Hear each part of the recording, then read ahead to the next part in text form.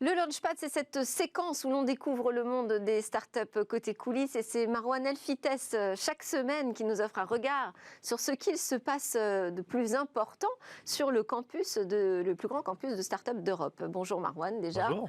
Alors aujourd'hui, vous allez nous faire découvrir un des programmes startup de Station F qui est dédié à l'univers du luxe. Dans cet univers, on trouve plusieurs secteurs, celui des vins et spiritueux, on trouve les parfums, les cosmétiques, les montres, la joaillerie, ou encore la mode et même le luxe de seconde main. Oui, en effet, oui. Vous en avez parlé, hein, donc l'une des startups dont on parle pas mal aujourd'hui, en tout cas en France, dans l'écosystème français, c'est Vestiaire Collective, qui est la dernière née des licornes françaises. Donc c'est une startup valorisée à plus d'1 milliard, qui est l'un des leaders dans le domaine, qui vient d'opérer une opération de près de 178 millions d'euros de levée, ce qui est colossal. Et donc l'un des leaders du marché de seconde main. Nouvelle licorne française. Nouvelle licorne française qui n'est pas sur de la donnée, qui n'est pas sur du SaaS, qui est vraiment sur ce marché de la seconde main et sur la mode. Alors, cette industrie du luxe avec la technologie, c'est un mariage tardif, selon vous? Récent, en tout cas? Plus que récent, parce qu'en fait, dans l'industrie du luxe, elle doit constamment se renouveler. Donc forcément, la technologie est un des piliers pour se renouveler. Et puis aujourd'hui, on ne peut pas parler de mode sans parler de vente en ligne, sans parler de lutte contre la contrefaçon, sans parler de ce genre de sujet, ou aussi des préoccupations de la nouvelle génération Z, quand on parle de marché de seconde main notamment. Il y a pas mal de nouveaux consommateurs qui veulent aujourd'hui consommer différemment. Donc forcément, la tech est l'un des piliers pour changer tout ça. On va parler donc d'un programme en particulier, celui de LVMH à Station F. Déjà, première question, de quelle façon et pourquoi aussi ils sont arrivés dans ce campus de start-up? Alors, le groupe LVMH, vous avez cité les secteurs du luxe aujourd'hui, c'est c'est peut-être même le seul acteur qui est présent sur tous ces domaines, la joaillerie, distribution, mode, cosmétique. C'est un groupe très très important, c'est tout simplement le numéro 1 mondial. Un groupe qui réalise près de 45 milliards d'euros de chiffre d'affaires en 2020, plus de 160 000 collaborateurs, et qui doit du coup maintenir cette relation entre la modernité, notamment les nouvelles technologies, et la tradition. Le groupe LVMH, c'est près de 75 maisons, donc 75 marques, vins spiritueux, mode et autres, les marques qu'on connaît tous.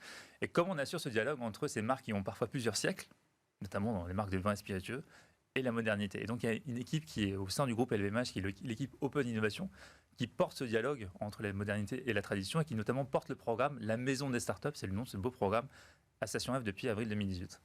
D'accord. Et alors, en quoi consiste ce programme? Est-ce que vous pouvez nous en présenter les grandes lignes? Tout simplement, on avait parlé il y a quelques semaines du groupe Ubisoft, du programme Ubisoft à Station F, qui avait un objet de prospective. Alors ici, l'objet de la maison des startups de LVMH à Station F est double. C'est donc, comme je le disais, instaurer ce dialogue entre les différentes marques et les nouvelles technologies.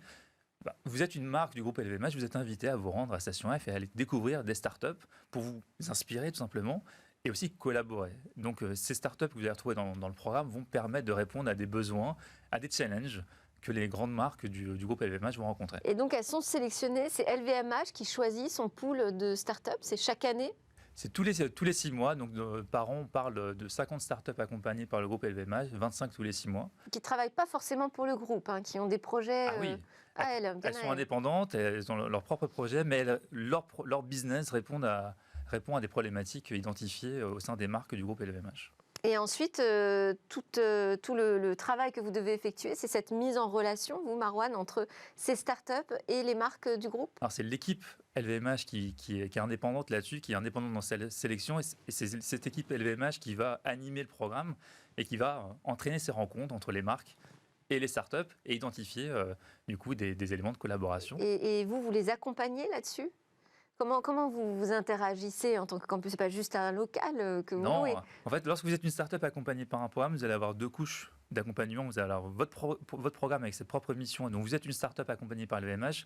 L'opportunité que vous allez avoir, c'est de pouvoir travailler avec des marques historiques, iconiques, et avoir un test ou une solution en production grandeur nature.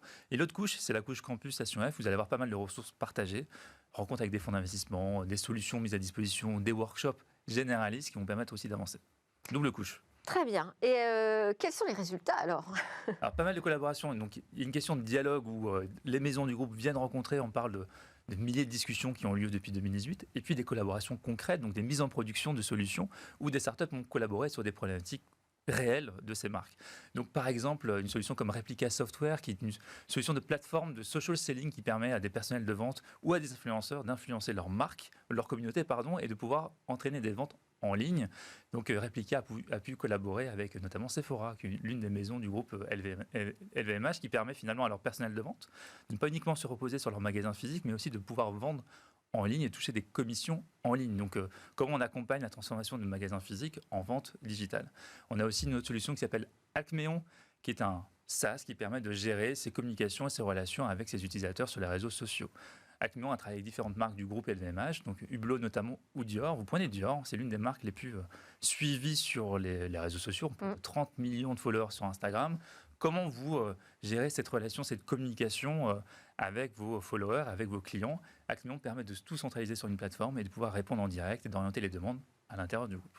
Alors, ce sont des marques très B2B, donc on ne connaît pas forcément. Est-ce qu'il y a des success stories, des startups du luxe qui sont passées chez vous? On peut avoir notamment une startup qui s'appelle Chronoscare, qui est passée par le groupe LVMH, qui réinvente la logistique ou l'expérience d'après achat sur le site. Vous avez souvent une super expérience avant d'acheter, et puis une fois que vous achetez, l'expérience est moins bonne. Ils se sont concentrés sur l'expérience d'après-achat, sur la relation avec la livraison de votre colis notamment. Ils ont été rachetés. Ils ont été rachetés il y a 2 ans, donc ça fait partie de ces beaux exits qu'on a pu avoir à Station F. C'est un exemple parmi pas mal de startups. On n'a plus beaucoup de temps. Juste terminer sur peut-être c'est l'appel à candidature, mais c'était tous les 6 mois. Exactement. Donc fin mars, je vous invite à vous rendre sur le site de la Maison des startups de l'EVMH. Pas mal de projets qui sont attendus. Les startups qui arrivent à réinventer la relation à l'expérience d'achat notamment, la relation avec les données, la relation avec l'impact social et environnemental et l'impact des employés, notamment en magasin, sont des solutions assez attendues. Ok, voilà, un appel lancé auprès de tous ceux qui ont des projets dans cet univers du luxe. On continue à s'intéresser à la mode, à la fripe, et cette fois, on va découvrir les coulisses des sites de seconde main.